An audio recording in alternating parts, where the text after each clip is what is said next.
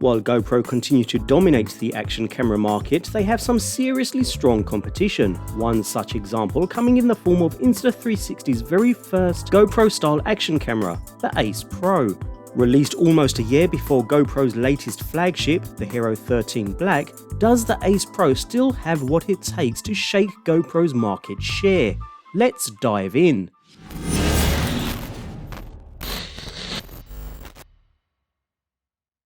When we think of action cameras, the first name that springs to mind is GoPro. They've always set the benchmark with their powerful little matchbox-shaped cameras, helping to capture unique perspectives.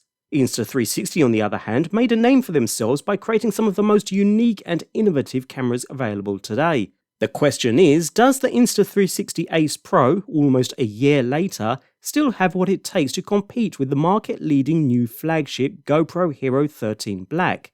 The results may very well surprise you. So, starting with the overall design then, both cameras are similar in size and shape, but the Insta360 Ace Pro is a few millimeters thicker in its dimensions, and it's a little heavier too, which may be important depending upon where it's mounted, on your helmet for instance. Otherwise, both cameras have a mode power button on the side and a record button up top. They also both have removable batteries, a USB-C port for charging and data transfer, and a microSD card slot for storage, with the only difference here being placement. GoPros are all available under the same door, while we have two doors with the Ace Pro. They both feature front-facing displays, however they're quite different in terms of functionality. The GoPro's front screen can be used as a preview monitor for filming yourself, whereas the Insta360's front screen is a monochrome LCD that displays your current settings. This is because the Ace Pro has a flip-up screen that serves the same purpose, and has the added benefit of being a touchscreen, whereas the GoPro's front screen is only for viewing. Saying that, when mounting in a tight spot where you have no room for the flip-up screen, the front-facing screen of the GoPro comes in more useful. The flip-up screen is not only good for filming yourself though, I do find it super useful when filming from a low angle, as it can be tilted upwards for easy viewing. Insta360 brought something new to the table here, and I personally find it seriously useful for tilting towards you in various shooting scenarios, and it's small usability features like this that add up to a much more pleasant shooting experience. Saying that, although the Ace Pro screen feels plenty durable, I've certainly had no issues in almost a year of usage. As a moving part with an exposed ribbon cable on its underside, it's always going to be less durable than the one-piece construction of the Hero 13 Black. On top of durability, it's also worth noting that the GoPro's lens protector can be easily removed and replaced if it gets cracked or scratched, whereas the Insta360 lens protector is glued into place. Again, I've had no issues with it, and saying that, I've never had to change a GoPro lens protector either, to be fair, but it's an important point to note for those who are into more extreme activities. When it comes to mounting, the Insta360 Ace Pro adopts a magnetic quick release system, which means you can quickly switch between multiple mounts as long as you invest in a few extra base plates, considering you'll only get one in the package.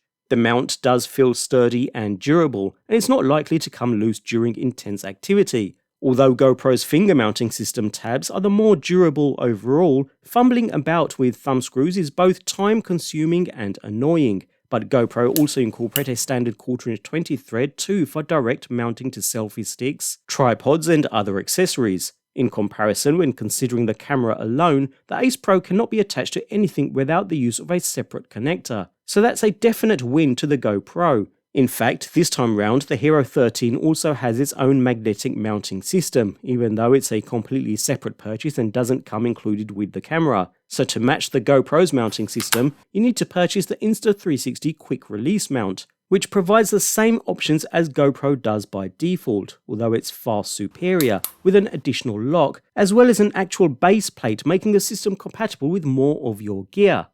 Moving on then, both cameras have their own companion apps available for iOS and Android. The Hero 13 Black uses GoPro Quick, and the Ace Pro uses the Insta360 app. Both of these applications offer similar standard features, including remote monitoring and settings adjustment, along with playback and editing of your clips. But Insta360 take things a step further with some more unique features though, like Motion ND, which simulates a slow shutter speed, adding artificial motion blur to your videos or hyperlapses to increase the sense of speed, and even uses generative AI to create all kinds of effects for your videos. It's just the more polished and feature-rich of them both. In fact, I'd go so far as to say the Insta360 app is the best action camera companion app out there right now. It really is that good. We also have the Insta360 Studio desktop app for Windows and Mac OS, which now actually adds a full-on editing interface for creating video projects too. Whereas when it comes to GoPro Quick, a version for Mac is available, which is mainly aimed at yearly subscribers only, and nothing for Windows users at all. In essence, when it comes to software, it's clear Insta360 are on top. On a positive note for GoPro though, while the Insta360 needs an additional accessory to pull in GPS data, the Hero 13 is one of the few action cameras that finally brings back in-camera GPS. Both cameras offer the ability to pair with earbuds or Bluetooth microphones, which is a neat feature, but the audio quality is questionable either way. Both cameras can also be controlled with voice commands, which is handy if you're doing water sports and can't use the touch screen. But the Ace Pro has another cool trick up its sleeve. It also offers gesture control. So if you're filming yourself, you can hold your palm up to start a video recording or throw a peace sign to take a photo. I personally find this more useful than voice commands, and it works pretty reliably too. Another nice feature that's unique to Insta360 is the ability to cancel recordings. Let's say, for example, you're filming someone attempting a trick and they don't quite make it, you can press cancel and the recording won't be saved. This prevents you from filling up your SD card and also means you won't have to sort through all the failed attempts looking for the successful one. You can even pause and continue recordings to get everything in the one clip. Again, seemingly simple features, but really nice in practice. When it comes to image quality then, in standard daylight, both cameras capture similar looking images and render colors quite similarly too. For those who aren't picky, there's very little between them. Both offer great color reproduction, even though I personally do like the results on the Ace Pro to be fair, which just seem a little more true to the eye overall. Nevertheless, digital stabilization is also flawless on both. It's actually very difficult to pick which is better between them. They both create super smooth video. The Ace Pro is the first action camera to offer 8K video recording though, whereas the Hero 13 Black maxes out at 5.3K. Realistically, most people aren't going to want to shoot at 8K anyway, not only because of the limited frame rate, but because it'll create huge video file sizes, and you'll need a powerful computer to edit them in their native form. Saying that, the beauty of having a sensor that is capable is you get the ability to zoom into an image and still maintain a 4K output. In fact, the camera has a clarity zoom function where you can crop in and not lose any image quality at all. A great added feature that the competition simply haven't covered before. So the two cameras take quite different approaches when it comes to their image sensors. The Hero 13 Black has a 1/1.9 inch sensor in an unusual 8:7 ratio, which hasn't been developed any further since the Hero 12 in fact, whereas the Ace Pro has a 1/1.3 inch sensor in a more traditional 4:3 format. The advantage of GoPro's design is that it captures much more vertical information, which is great when you want to crop into a vertical video, and it also enables the extremely wide field of view of the hyperlapse digital lens, complete with its extreme fisheye distortion though. The widest field of view available on the Ace Pro is the action view, which can't compete, especially in vertical width. However, it's a different story if you like to shoot without barrel distortion in GoPro's linear mode or Insta360's D-Warp. Here, the Insta360 offers a much wider field of view, while the Hero 13 is very cropped in. The downside, however, is that you get a tiny sensor when filming in a 16:9 format, and this means the GoPro has pretty terrible performance in low light conditions. The Ace Pro uses most of its large sensor during 16:9 recording, and this means it captures bright and detailed images, even in the darkest of conditions. Capturing nighttime footage between the two cameras is like night and day, there's really no contest. The Ace Pro is simply great when it comes to capturing in such conditions. The GoPro doesn't come close, so if low light shooting is your thing, there's no question the Ace Pro comes out on top. On the other hand though, the Hero 13 boasts more professional features like 10-bit color, timecode sync, and a real log profile for color grading.